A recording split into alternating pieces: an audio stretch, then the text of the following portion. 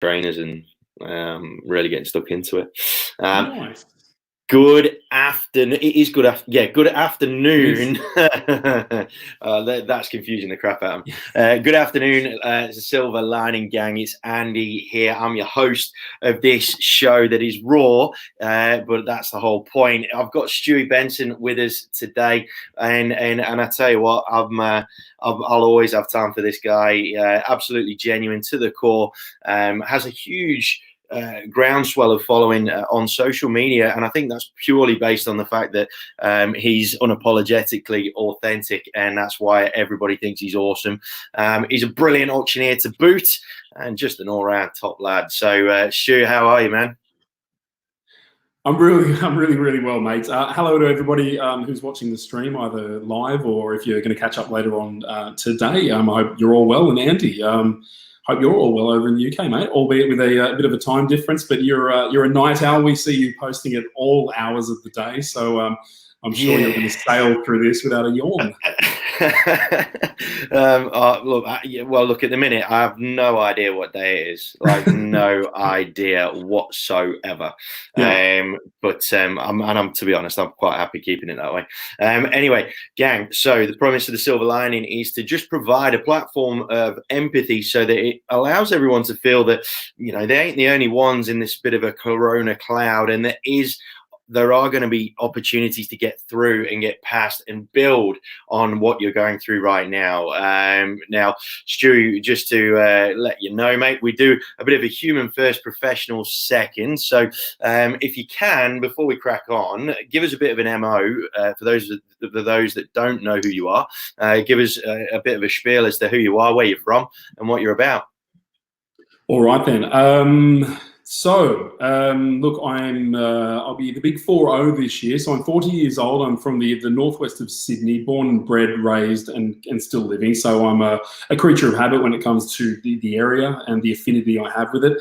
I think that comes through in what I do and what I post online. And I think it's been a bit of a benchmark as to why I've been as successful as I have in my local marketplace.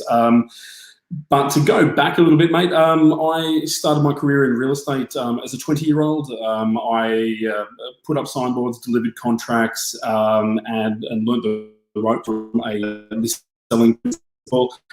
We had somebody leave the business about a year into what I guess was my apprenticeship, and we had a patch with some hot leads, and I took over that and went into sales. I went into debit credit. I did that for about 2.5 years.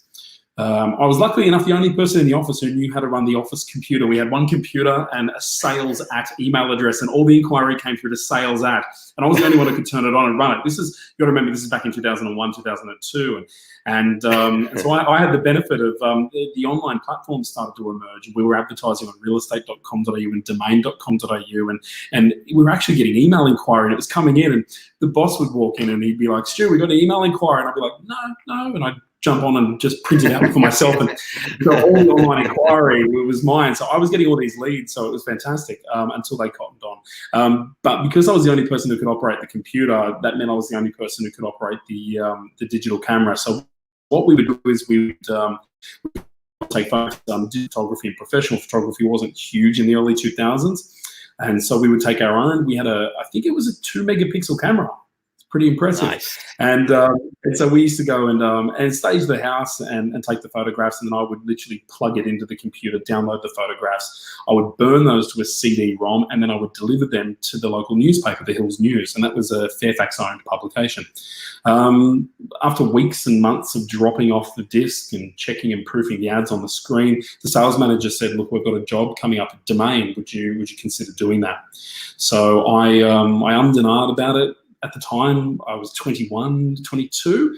My friends were going overseas and Kentucky tours and late Friday nights at the pub. Most of them were tradies, and I was happy to get up at 6 o'clock in the morning to put up pointer signs and to do my open homes. And so on Monday to Friday, 9 to 5 was appealing to me. So, but I also did love real estate. So I figured this was a bit of a happy medium to keep myself involved in real estate it was Domain. And but then get my Monday to Friday at 9 to 5. So I jumped on board. I hung up my residential sales hat and took up my advertising hat. I guess fast forward, I did 15 years at Domain, working through print, jumping online. I was there for the birth of the product's apps, I guess the integration of video, the integration of social media, and the enabling of digital audiences across a plethora of applications. So I've been really in that sort of a field in the background and steering dialogue with agents. My latter 4 years at Domain was used as a national speaker and trainer, and my MO was to talk about the digital landscape and how agents could, I guess, activate themselves in the digital space and also engage. So I've got a bit of credibility in that space within the agent space, and that's how I've got connections and friendships around the country.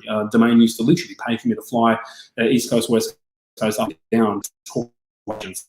I've got like literally dear friends that will be friends of mine for life. They're not just agents and associates; they're friends of mine.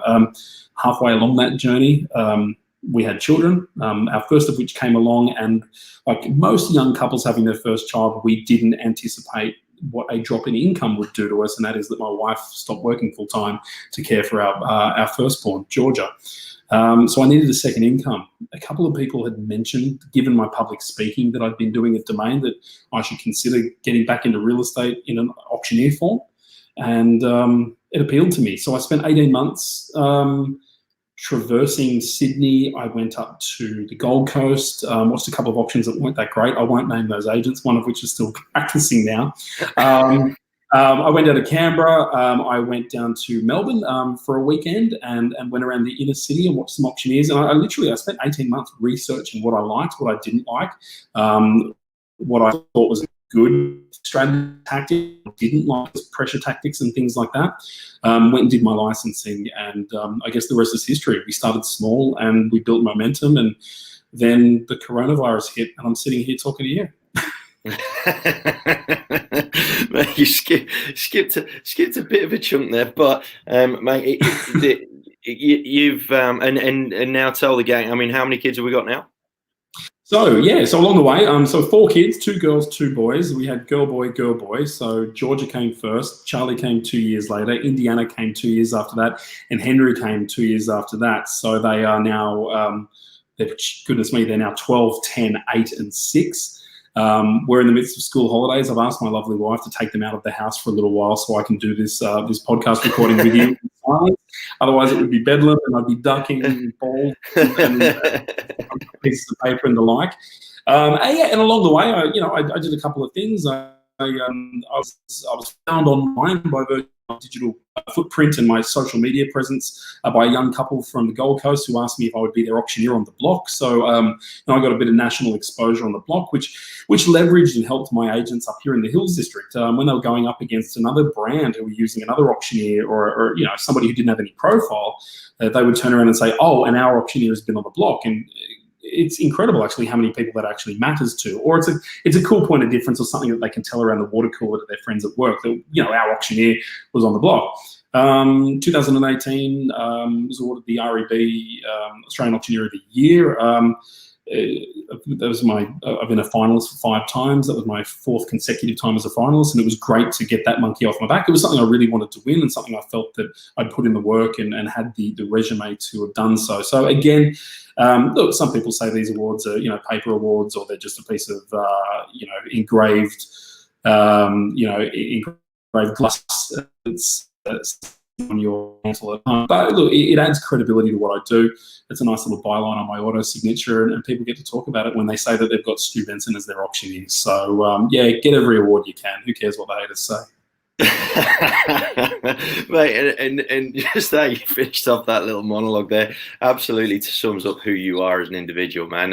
What I immediately was drawn to from you as a bloke, as a person, was you weren't afraid to. You're not afraid to broadcast an opinion, but the way in which you do it is incredibly eloquent. I mean, you are the Hitler of mistypes and whatnot on Yeah, Facebook. I'll get you. Yeah. And to be honest, but to be honest, that's sort of almost it's almost a bit of a giveaway as to the fact that you do what you do and you are who you are. You have such high standards in everything that you do, clearly, but there's such a degree of humility that goes with it, and I think that's quite rare. I mean, in real estate, it's quite relatively rare, in my opinion, because to be able to broadcast it the way that you do, I think it's really it is quite unique. I find anyway. Now, mate, I wanted to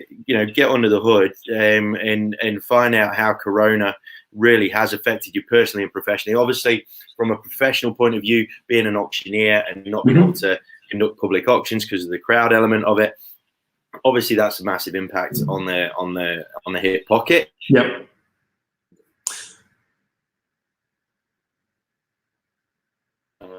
You there? Sorry. Yeah, mate, I just lost your audio. You're back. A little bit later. So give us a bit of an idea as to how it's really affected you personally first, and because the professional stuff, fairly obvious. If you can't do your core product, then obviously there's a bit of an issue there. But tell us a bit more about how it's affected you personally first. Okay. Look, I guess, look, you hit the nail on the head, I guess, when talking about my profile online and the way in which I approach things, is that it's a little bit warts and all, but at the end of the day, whether you're an agent, whether you're an auctioneer, if you're in sales of any sort of type where you're selling yourself, ultimately, once you've won the business, you've got to work with these people, and relationships and personality are big. So when people meet me, I am me. There's no facade, there's no falsity. When I turn up, it's who they've gotten to know online. They don't see somebody and they haven't bought a product, and when it turns up at their door, they open up the packaging and it's like, that's not what I ordered. so that's, when they open up the door and they get me, they know exactly what they're getting. And it's quite funny. I literally have people bump into me in the shopping centre that follow me on Benson Auctions. I don't know them from a bar of soap. They're like, oh, it's Mr. Auctioneer. It's the auctioneer man. And how'd you go last weekend, mate? And it's crazy. I'm like, good, thanks, random guy. Like, but they feel like that. I mean, I literally have had like a woman at Coles tell me how gorgeous my children are. A little bit weird, but okay. A little bit weird, but anyway. But look, so it is warts and all. But I guess to that avail, I've been, a little bit public in people's mental health and psyche and keeping themselves, balanced and a bit of perspective during this time as well. The word unprecedented gets thrown around a lot, but this truly is. Nobody has been through anything like this before, so it's uncharted territory. It's new ground, and it's hit me because I'm somebody who likes to be in front of crowds and orchestrate. So as an auctioneer, I'm in front of a screen, and it's sterile to a degree. The mediums that we have available to us are fantastic. Don't get me wrong, but they're not what we do, and they're not why we do what we do. So the element of theatre is lost, and we've almost turned into professional broadcasters, which is a great way to skill set. I was fortunate enough at Domain to go through some NIDA courses, so I've done a lot of to-camera stuff and to-camera work and phrasing and pacing and things like that. And I think it'll help a lot of auctioneers with improving their game as well. So it's great that we've kind of been thrown in the deep end, and it's fantastic to have seen how adaptive the real estate industry is as well. There are agents who 3 weeks ago would never have even gotten their head around the concept of being able to broadcast and stream and jump on the phone and help a bidder online with placing digital bids and things like this. So if nothing else, it's shown how adaptive and resilient we are as an industry. The earth doesn't stop turning, and nor will we as a mechanism. But personally, it knocks the wind out of, I think, anybody's sails. My income has dropped, my activity levels have dropped. I've had to, look for other avenues to get that release. It's auctioneering, as you would know, it's this endorphin driver, and it gives you this buzz. And I can't on a Saturday, I've done 3 out of, maybe I had 10 booked in and 7 sold prior, and I do 3, and I kind of have that craving, like that jonesing, like I'm like, oh, I want some more. Or if I've come home and I've done, 10 in a row, my heart rate doesn't drop until midnight. I just love what I do. And I think any auctioneer, like, we love what we do. So to have that, kind of almost ripped and taken away from you, I'd be absolutely lying if I didn't say it didn't hurt to a degree. But I know it's temporary. This won't last forever. And so I have to focus on that light at the end of the tunnel. And that's what keeps me positive. I can't dwell on it. And, we might get the news tomorrow that something's changed and I've got to adapt again. So I've got to be mentally on my toes and physically on my toes and prepared for what comes next. Because if this has shown us anything, is that we don't know what's around the corner. So, just got to keep on keeping on, mate. I think the last point that you made there is really, really crucial. Making sure that you maintain your mental fitness and your physical fitness and whatnot. Super important, because and it kind of alludes to what I mentioned in a previous podcast about having a bit of a routine. Like I love chaos, but I never thought that I would need to have something of a routine at the start of the day to get my brain into the right gear to do what it needs to do, right? And what you're mentioning about the fact that you have to stay on your toes I think is something that it's very, very easy to forget when you're in your trackies and you're at home and the pantry's there and you've got that many distractions kicking around you. It does make it a hell of a lot more difficult. So it's a point that could never be highlighted enough, in my opinion, because the minute that you slip into that degree of apathy, I think is probably the right word. It really does percolate through. It really, really does through everything that you do. Yeah, look, it's just a level of self-discipline, and it flows onto sales, it flows onto property management, it flows into every facet of what we do. I'm sure this podcast is going to be viewed by other people in other walks of life as well. But if we imagine that the majority of our audience are going to be people in the trenches with us, it's not too dissimilar. You get in a rut and you stop prospecting and you stop mining your database and stop doing the things, the things that got you to where you are. That gives a chance for the upstart in the office next door to get the leap on you and to do what you should have been doing. And so complacency, there's no place for complacency in what we do at all.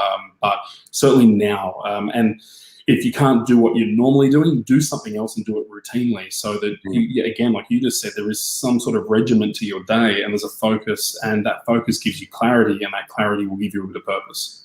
Absolutely spot on. And I think, and we'll talk about purpose in a sec. You've touched on it. Carly Davis said it really well in the last interview, where she sort of said, look, if you're finding yourself going into a rut, or if it's anxiety building or whatever, we all know what our wheelhouse is. So if you're creative, great. If you're if you're analytical, you like having things in order. Just find something that gives you that degree of an endorphin rush that you can get from something. If it is putting everything into order, if it is doing a painting or whatever the case may be, making sure that you find something along those lines. So if you feel yourself drifting off for whatever reason, whether it's pressure, whether it's boredom, whatever the case may be, having just a little exercise that just really puts you back into your train of thought, really important. Yeah, 100%. I've always dabbled in graphic design and image manipulation. And the other day I was on a Zoom conference with a couple of us, and we were having a laugh at one of them had a bit of a man crush on another agent who blogs and vlogs and jumps on Instagram quite regularly. And so, as soon as we hung up the phone call, I was like, what am I going to do? And I jumped into Photoshop and I got the image of Heath Ledger and Jake Gyllenhaal from Brokeback Mountain in their embrace. And I did some Photoshopping of heads. And that was well received by everybody but the agent in question. But it was great to get that. It was great to not only get my mind, my synapses firing on that sort of wavelength again, but it was the humor involved and the fun involved. And when I sent that around, everybody in that office was happy that I'd done it as well. Even the agent who was the subject of the image, he found it hysterical as well. And so I guess from doing something that I just loved and enjoyed, I probably circulated that pleasure and joy to probably 15 people who at the moment, all of us could have done as well. So it was well spent. So just to circle back to Kylie's point, it is important, and even little things as well. Everybody knows who follows me knows that I love basketball. I play basketball myself still to this day quite regularly, and I'll jump on YouTube at night time when the kids have gone to bed, put it up on the big screen, and watch a Kobe Bryant game. He's somebody who means a lot to me and has shaped who I am in terms of my mental resilience and focus. And I just watch him dominate, and I watch the fist pumps, and I watch the scowl and the look on his face, and it reminds me that tomorrow morning I've got to get up and I've got to do it again, and I've got people counting on me, and at the end of this, I've got to be focused, I've got to be ready, because I'm going to have the biggest end to 2020 that I've ever had to any year. I cannot wait. Yeah, and really interesting how you talk about maintaining focus and that purpose piece. Where you talk about Kobe Bryant, that whole Mamba mentality and all that sort of stuff. I've studied it as well, and to a degree, probably not to the extent that you have, but I certainly know what it's all about and where it all comes from. Yeah. In terms of, so purpose is something that I think it started popping up on a heap of these interviews, and a lot of people either redefining or through a reorganization of their value system, it's automatically created a slightly different focus when it comes to their purpose, right? Yeah. Now, when you said about the humor piece that you did with that team and what have you, it was you wanting to give them a laugh. And then by doing that, you gave yourself a bit of a rush by doing something in your wheelhouse that you knew would provide a degree of entertainment. Yeah. How important, and right now it's very easy to fall into that trap of worrying about you, yourself, and that's it. How important is it to do what you can to serve other people when it comes to for your own benefit? Everyone talks about serving others and looking after other people, but no one acknowledges the fact that a lot of the time you need to do that sort of stuff for your own health and well-being, right? Oh yeah, yep. Yeah. Look. So I guess my business pedigree being a domain is that we were always very conscious of the fact that that in our marketplace, in most marketplaces, we were the number 2 player in our space. So realestate.com.au, REA was the big red giant, and they were very dominant. And so I've always had this mentality that I've got to overservice and overdeliver, and I guess my service level has had to be of an absolute benchmark, because I've always had that threat. And so in Benson Auctions, whilst I've had dominant market share, I've got other players in my marketplace who are trying to chip away at my market share, but I've always had that underdog mentality, that number 2 mentality. And so the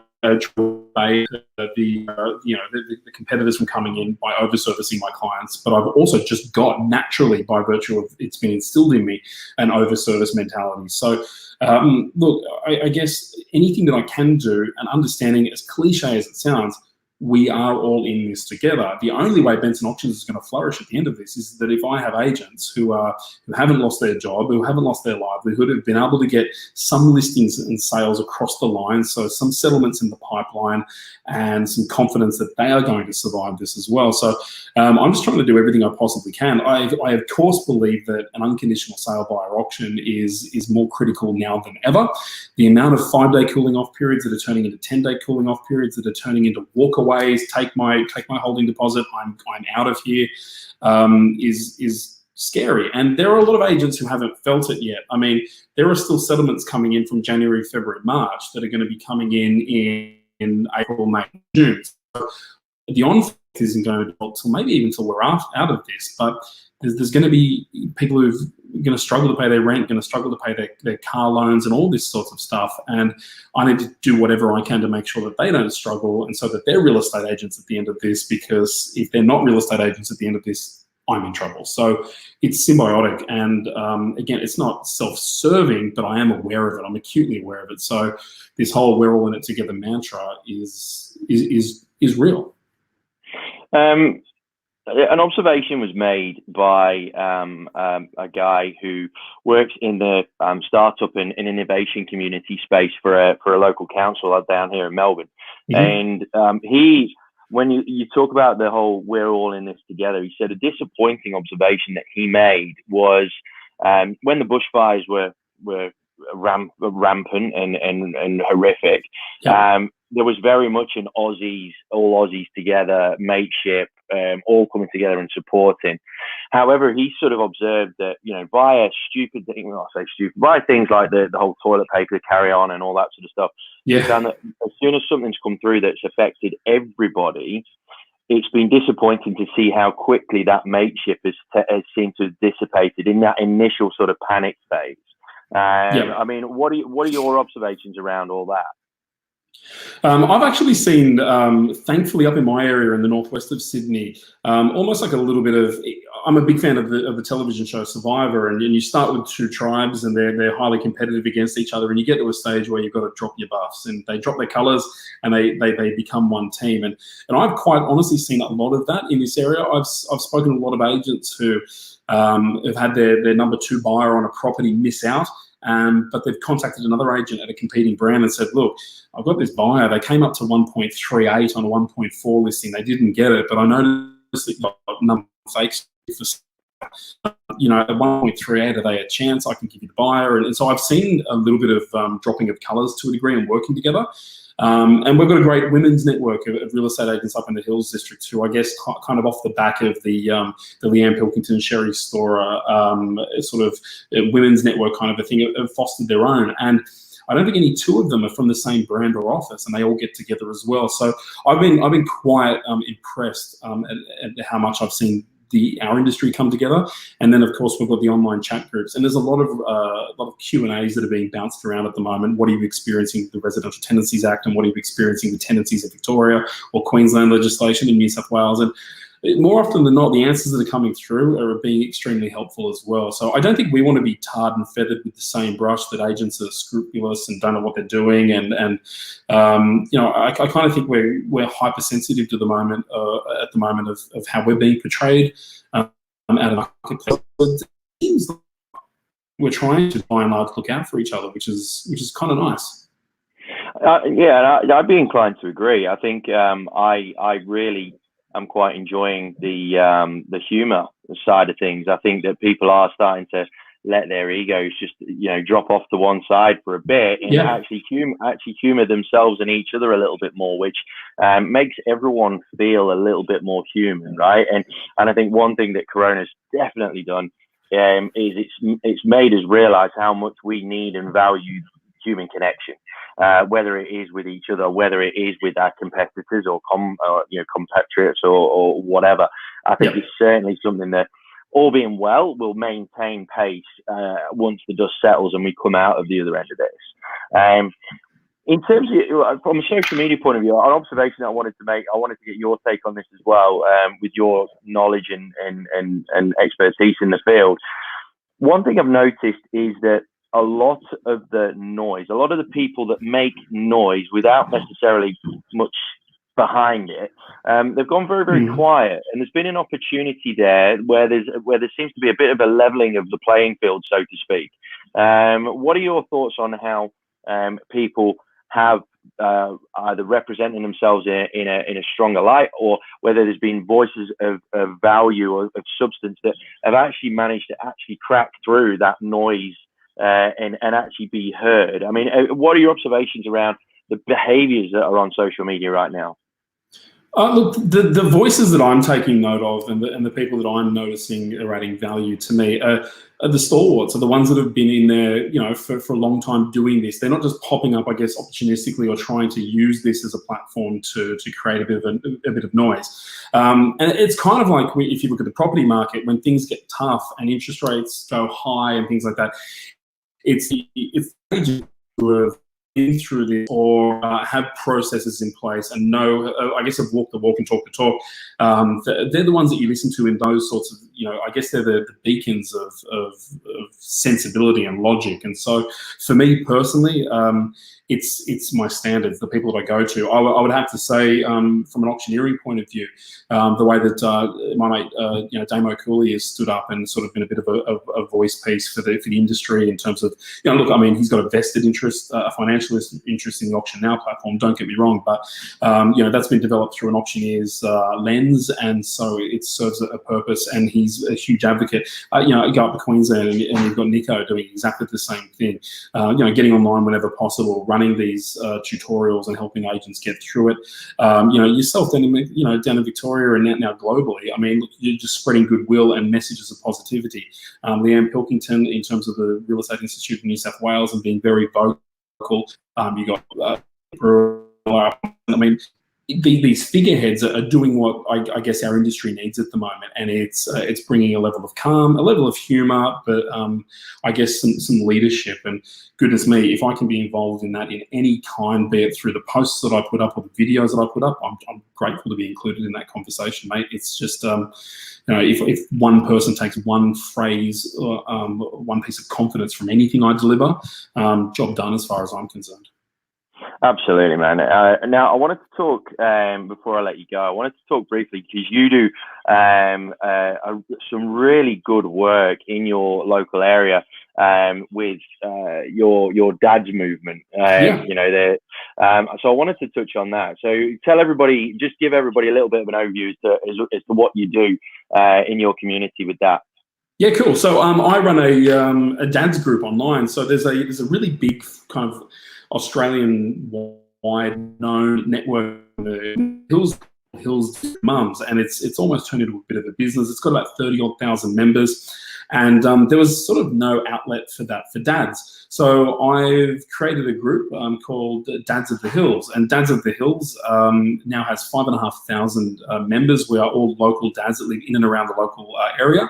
Some of us it is dads to be, and they jump online for advice, but a lot of it's about mental health and having a channel and an outlet. A lot of the time, I think we all know and we all talk about it, and it does sound cliche, but we do bottle things up, and we soldier on. And I'm a dad, that's what I do. I'm a man, that's what I do. And we all know statistically that most male suicides, 75% of male suicides in Australia in particular, are men. And look, I just we have Are You OK Day, and we have different mechanisms to bring awareness to it. But I wanted to engage the gentlemen in my area to have a platform. They can post anonymously if they like. They can ask raising for advice, they're having trouble, they've lost a job, and it's been a wonderful way of which we're able to connect. We've turned this online community into a physical community. We get together a couple of times a year. We back a charity. We have I do auctions on the night, and we have people donate products, and we raffle them off and we auction them off. Last calendar year, we raised $22,000, which we split between the Sydney Children's Hospital and Beyond Blue. And that's cash. That's $22,000 cash just from local dads. We've put dads that are out of work into work. We've gotten dads who are between jobs, doing just labouring work with other dads who needed a hand on the job site. We've helped dads who've lost children. One of our dads just last week, his wife passed away after a very short but intense battle with cancer. So we're helping them however we can.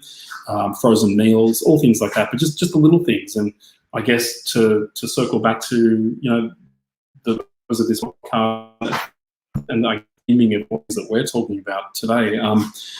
We are all in it together, and I think as a dad's community, as a real estate community, as an auctioneers fraternity, and for whomever it is that's watching this, we'll all get through it. We'll get through it together. But if you can help somebody, just do it. You don't know what that smile will mean to somebody, that private message might mean to somebody, or that $10 to a charity that, you know what, you could do without a couple of coffees, flick it on and see if it does any goodwill. I'm all about giving back, and, I'm not this completely selfless person. I have self-interest, don't get me wrong. I have a business. I have to put food on the table. I have 4 children, a wife, a mortgage.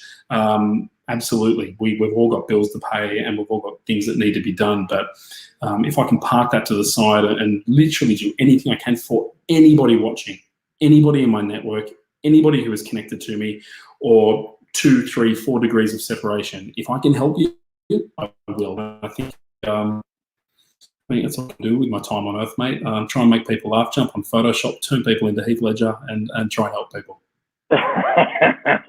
and mate, that's why so many people have got so much respect and admiration for who you are and how you go about your business. And I think it's so important, and this has been a common theme throughout, that we do have outlets, safe outlets that we can chat through, vent to, get occupied with. If like I said, a lot of the time, some people are just looking for something to do to distract them from some real dramas. And by distraction, we're not talking ignoring and just trying to sweep under the rug, because you really can't sweep what's going on in the world under the rug, right? And that's my concern. Is in the 5 stages of grief, there is a denial phase that I think there is still a big majority that are sitting in that denial phase. That the government's going to bail us out. It's all good. Don't worry about it. We'll be fine. And that whole Australian sort of "she'll be right, mate" sort of stuff. And I think it's really important to make sure that everybody's aware that there will come a time where it will hit you at some point if it hasn't already. So you need to be ready for that. And I think by being aware of things like Dads of the Hills, there will absolutely be other movements in other areas of the country or the world or wherever you are that will be similar to that.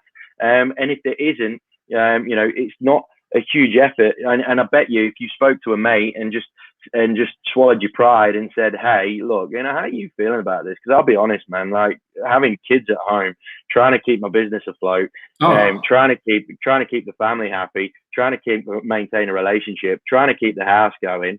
I guarantee you that the response you will get will absolutely be it will resonate and be relevant to how you're feeling. So dumb pride and whatnot, I get it, because there is still that bit of alpha male kicking around to a degree.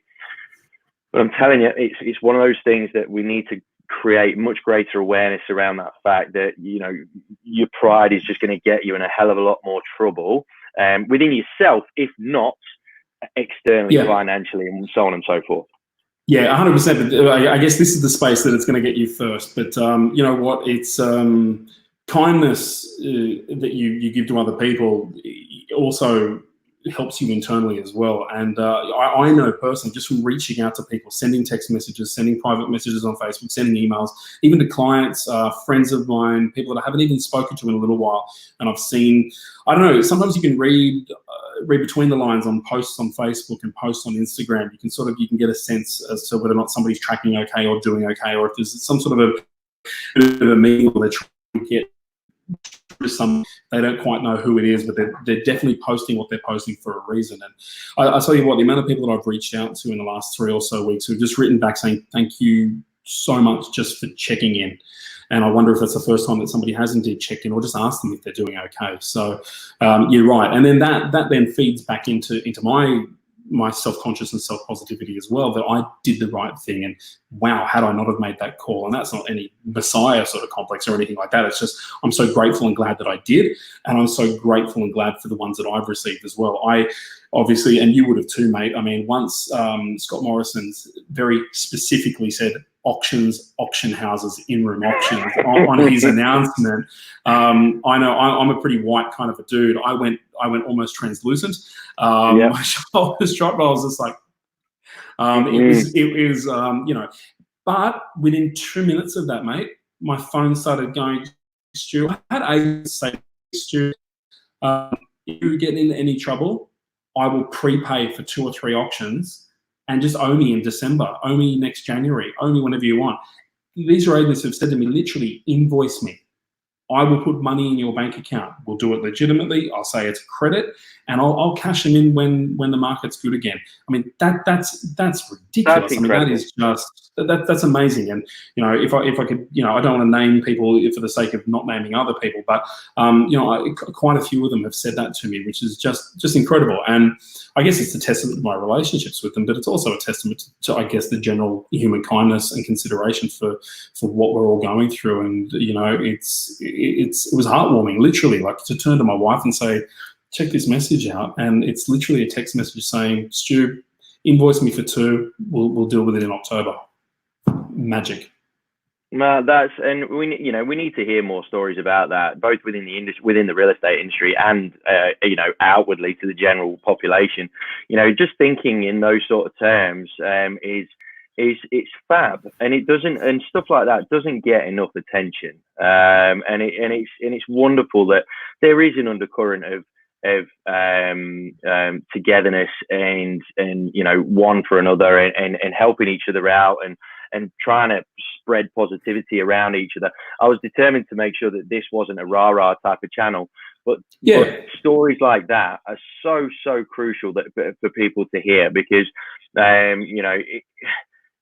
even just gestures, even just token efforts, gestures. So we're taking it on the chin. I did exactly the same as you with regards to postponement of auctions and no charges and whatnot. I had a conversation with one of my agents earlier today, or was it yesterday? Anyway, and you physically down the other end of the phone, from the other side of the world, felt the relief. That he didn't have to pay for the 5 or 6 auctions that he cancelled and what have you, and whatnot. And the thing is, and I think the consistency with checking in, I think, is quite important, because when your judgment's clouded, when the shit's hitting the fan and you're really sort of up against it, some stuff just doesn't go in, right? Some stuff just doesn't get processed properly. So I think maintaining presence with the people that you work with, you work for, and that you admire, respect, appreciate as a human being, consistently is absolutely vital right now.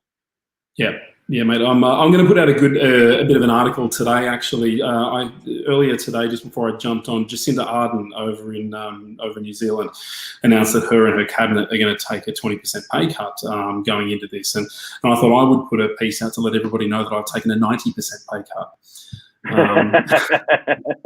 I'm in it with you, everybody. I'm going to try it with.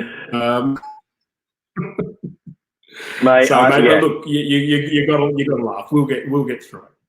We will, man. We absolutely will. And with guys like yourself doing the stuff that you do, it's made that a little bit easier, man. And so thank you so much for your time. I really, really appreciate it. As always, man. Any time with you time spent with you is well spent. So thank you so much. Have you got any sort of final message that you want to put out there before I let you go? Mate, look, I just first and foremost thank you for having me, and thank you for initiatives like this. This should be a platform that I think anybody watching should employ in their personal life. You don't have to go and get an online streaming account. You don't have to do this. Just check in with people, and just take the lessons that either that you ingest from watching these podcasts, or just the principle behind it, and that is to check in with people. Make sure that okay. Little things as well, little gestures. It doesn't have to be work related. Everybody, when they stop working, even if they work 20 hours a day, there are still 4 hours a day where they're just who they are, and they're just a human, and they have basic needs and wants, and little things that don't have to be business related. We've dropped off frozen lasagna to people. We've dropped off, we went to the bakery the other day, grabbed extra cakes and dropped it off to friends of ours, because we know that they're not doing it great at the moment. Little acts of kindness are going to look, they're going to be good for you and good for karma and good for the soul, but they're also going to be good for the recipient. And it's all these little 1%ers that you never know. The 1% that you do is that 1% that just makes that 99% difference to somebody's day, or indeed somebody's life. I don't want to sound over dramatic or theatric, but in a time like this, when there is so much uncertainty and there is so much at stake, when people don't have a job to go to, and both mum and dad are out of work, or the agent who's got car loan and has been taken off debit credit and doesn't have a com coming in, and it can get dark, and without an end date and without knowing when we're going to get through this, it's hard to focus on the light at the end of the tunnel. I think the only way that we're going to get any light is from each other, and that sounds as corny as I will be on this podcast, but let's all be the light for each other, and let's not dwell on the uncertainty. Let's try and illuminate each other, and then when the light does come at the end of this tunnel, we'll all be shining as bright as possible once we get to that part of the tunnel. Mate, absolutely wonderfully said, man, and articulated as only you could. So thank you so much for your time, man. I genuinely appreciate it. All the very best to you and the family up there in New South, and I've no doubt whatsoever that we'll touch base again soon. But guys, if you want to reach out to Stu, he is one of the easier guys to find on Facebook by a distance. Just make sure that you spell everything correctly and that you are grammatically functioning, because he will pick you up on it, irrespective of how desperate your call for help is. He will make sure that he corrects your grammar while he helps you. So I don't care who you are. As well. So double win. So mate, thanks ever so much. You take care. All right, we'll speak to you soon. Sounds good. Okay, thanks everybody. Cheers. Take care.